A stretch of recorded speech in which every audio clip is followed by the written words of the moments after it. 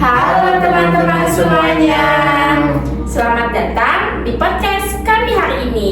Kenalin, aku Farikan Jayanti sebagai host, dan aku Hairunisa sebagai narasumber 1. Dan saya Arila Lista sebagai narasumber 2. Nah, di podcast hari ini kita akan membahas tentang sesuatu yang sering kita dengar tetapi kurang kita pahami, yaitu estetika dalam kriya. Betul banget, banyak orang mikir bahwa kriya itu hanya kerajinan tangan biasa, tetapi di dalamnya mengandung makna, filosofi, dan juga nilai seni yang kuat. Dan menariknya nih, estetika di sini bukan soal indah dilihat, tetapi juga tentang pengalaman, proses, dan makna dalam membuat suatu kerajinan. Jadi, buat kalian yang penasaran, yuk kita ulik bersama.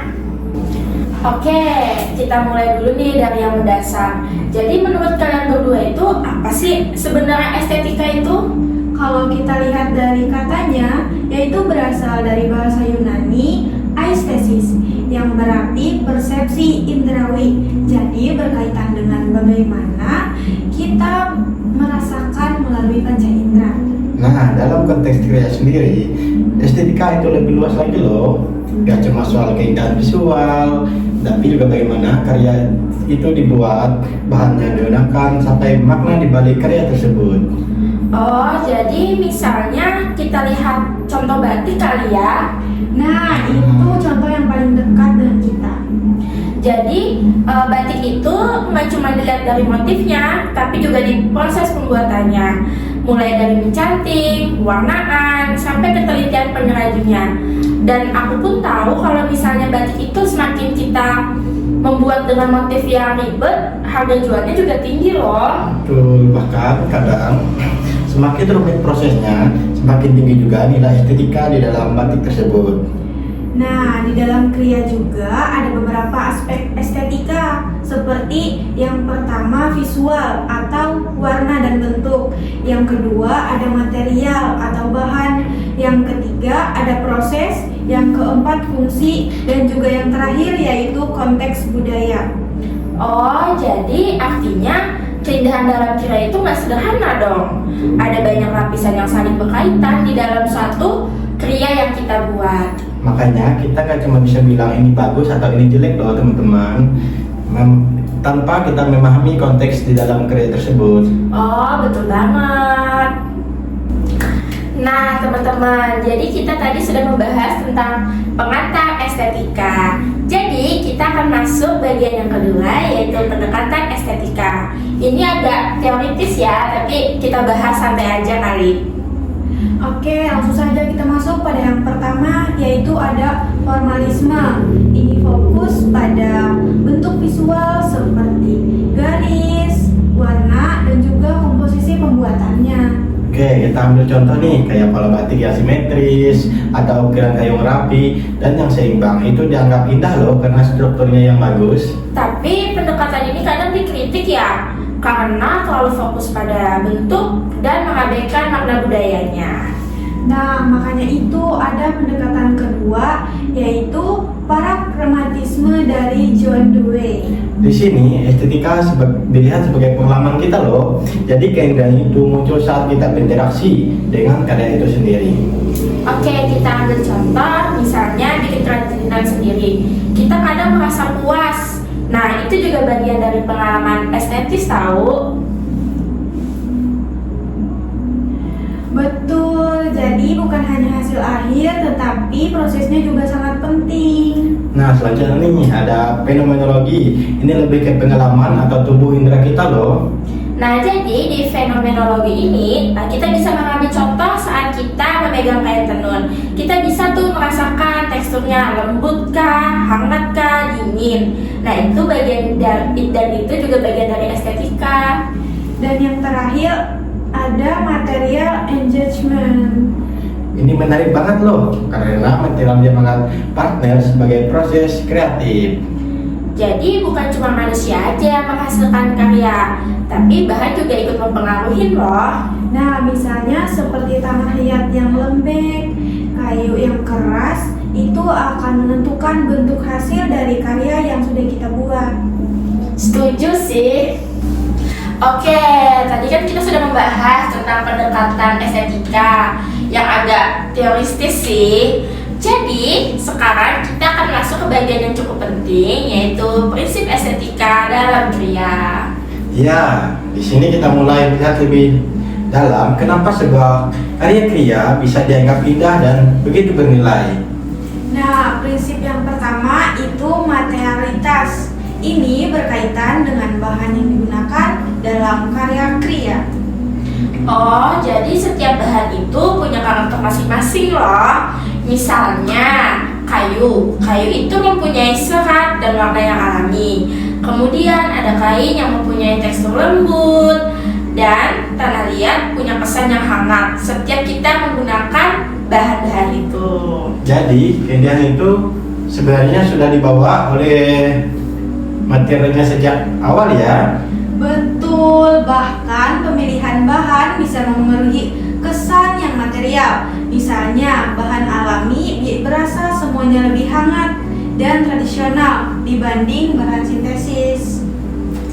Nah, selain itu nih, ada juga yang disebut dengan patina. Ada yang tahu nggak kalian patina itu apa? Belum tahu sih. Nah, patina itu yaitu perubahan alami pada material seiring waktu. Oh, seperti logam warna itu ya, atau kayu yang makin terlihat tua. Dan justru itu sering dianggap menambah nilai estetika karena menunjukkan sejarah dan proses waktu. Baik, kita lanjut ke prinsip yang kedua, yaitu kita lanjutin nih ke prinsip yang kedua, yaitu keterampilan tangan.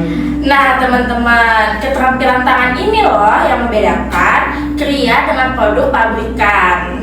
Nah, setuju banget nih, karena karya kriya itu dibuat langsung oleh tangan manusia. Jadi, setiap karya kriya itu memiliki ciri khasnya masing-masing. Dan menariknya nih, ada ketidaksempurnaan seperti garis yang sedikit atau pola yang tidak simetris, justru lebih nilai itu bertambah.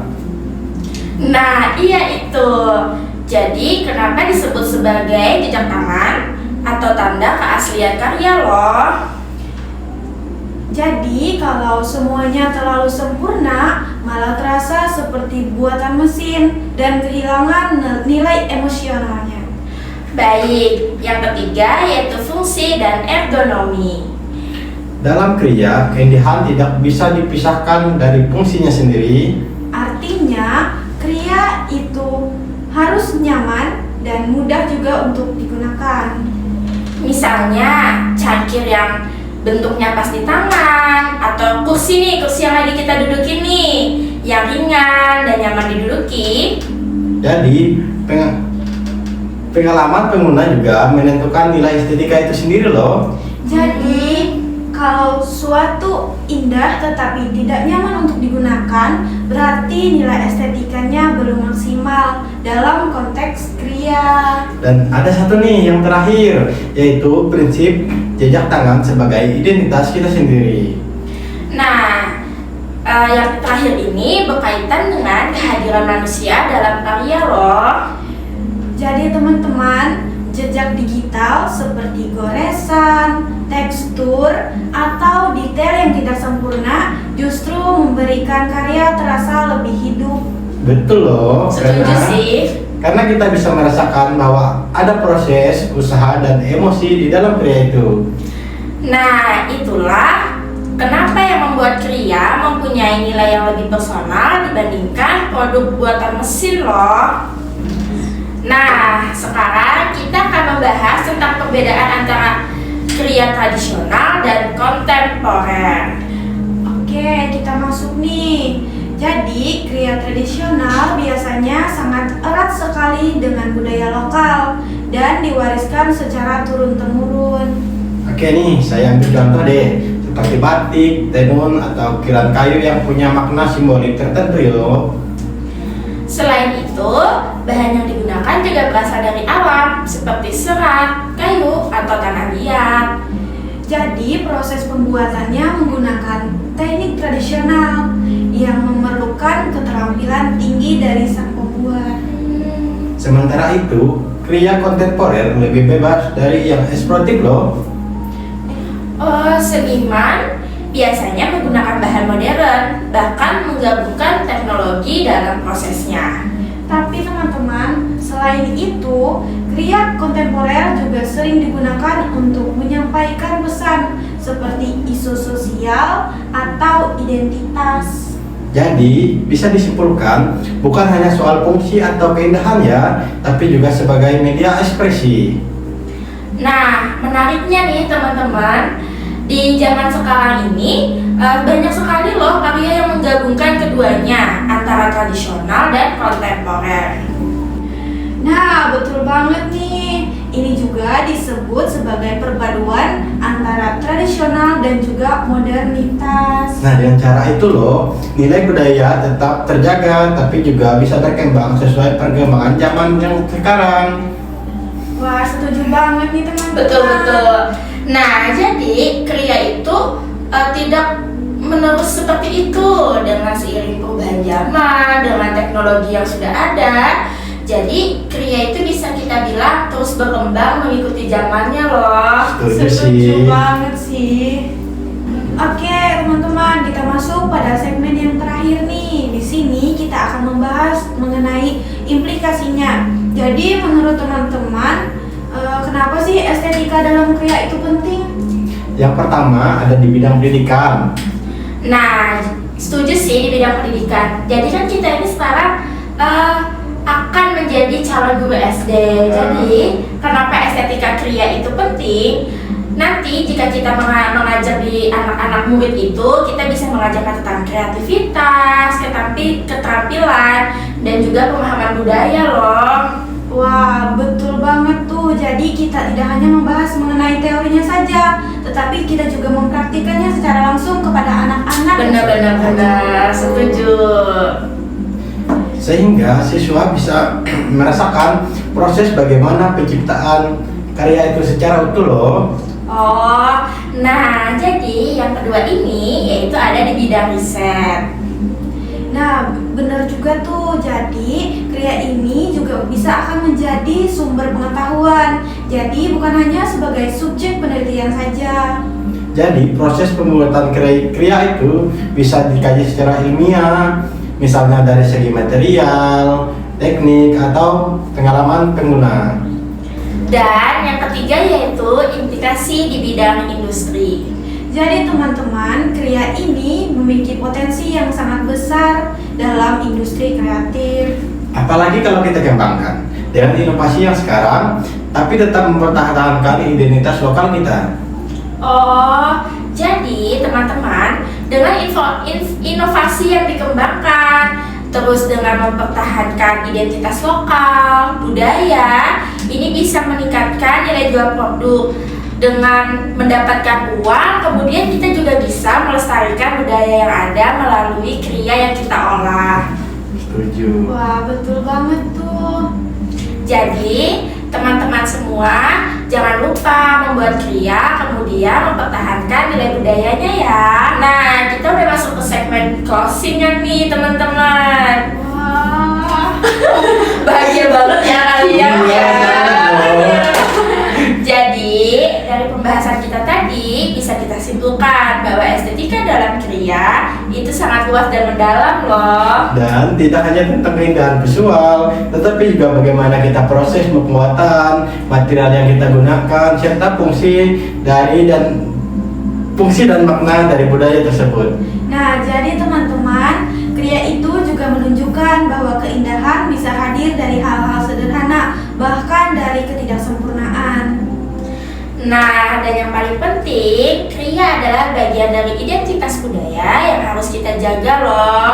Oleh karena itu, kita sebagai Gen Z harus bersama-sama nih membuat suatu kriya, kemudian kita membuat dengan makna dan budaya sebagai identitas lokalnya. Oke nih, semoga podcast yang kami tiga sampaikan hari ini bisa membantu kita semua dalam memahami estetika dalam kriya dengan lebih mudah ya. Untuk teman-teman semua, terima kasih karena telah menonton podcast kami sampai dengan akhir podcast kami pada hari ini. Akhir kata kami ucapkan terima kasih dan Bye!